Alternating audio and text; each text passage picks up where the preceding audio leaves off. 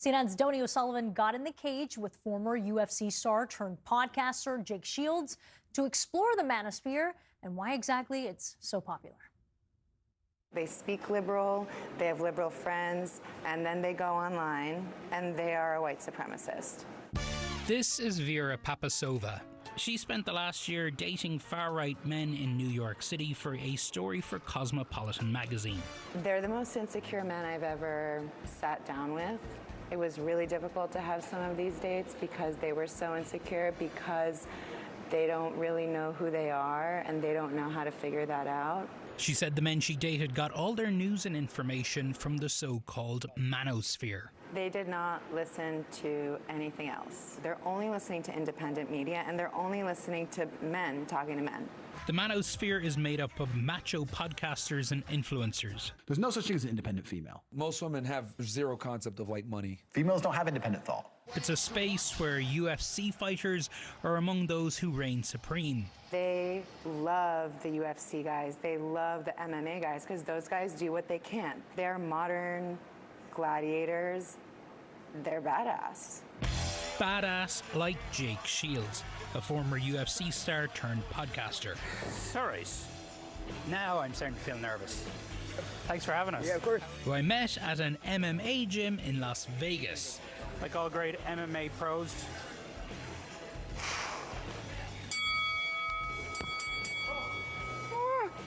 I've never hit anyone in my life. I'm not punching back, hit me.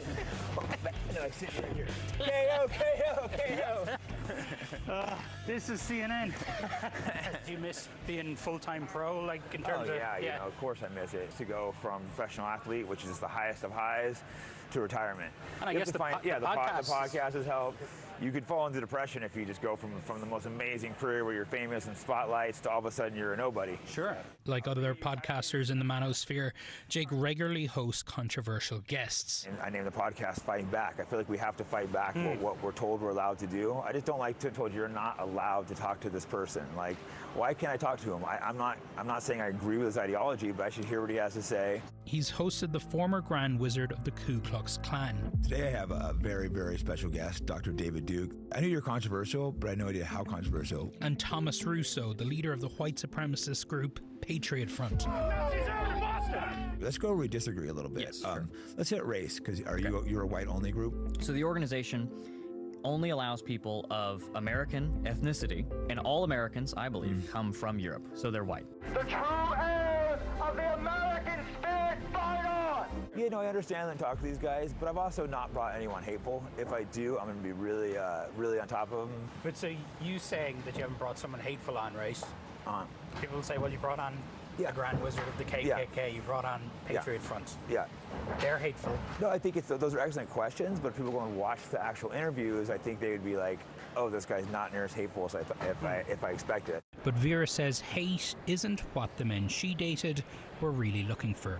One of these guys brought me to a political meeting. And did they talk about politics? Barely.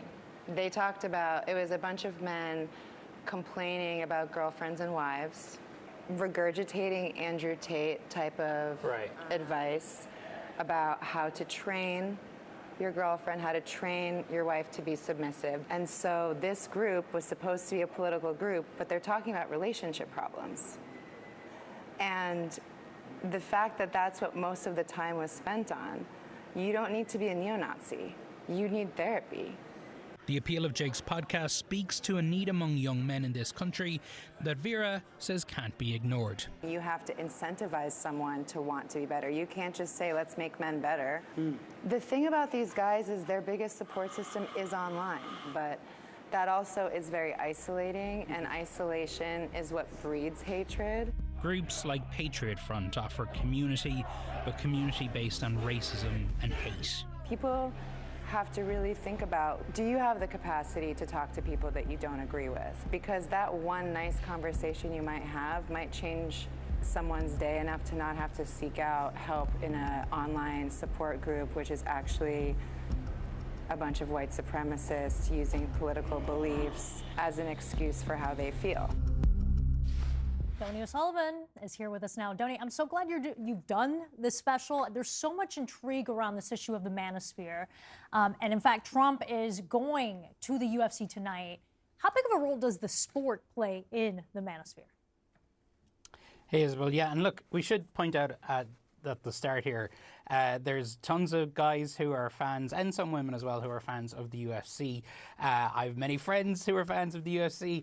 It certainly does not mean, you know, that if you are a fan of the UFC, you are falling sort of down this rabbit hole of hate and white supremacy and everything else. But what we are seeing is that there is this sort of, there is this crossover. The UFC is playing a greater and bigger role, really, in American life. Joe Rogan, who's the world's biggest podcaster, is a UFC commentator. Dana White, who is the founder of the UFC, is a prominent Trump supporter and was recently appointed to the board of Meta by Mark Zuckerberg himself, another big MMA and UFC fan.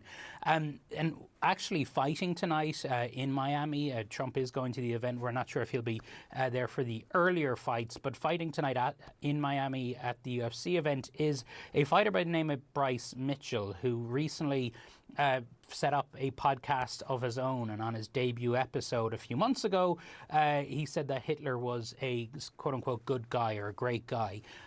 Dana White, the head of the UFC, was quick to condemn that, but you know, you can just kind of see there where folks who might be coming into this sport for one reason are a fan of fighting, and then they're getting exposed to views like Bryce Mitchell's.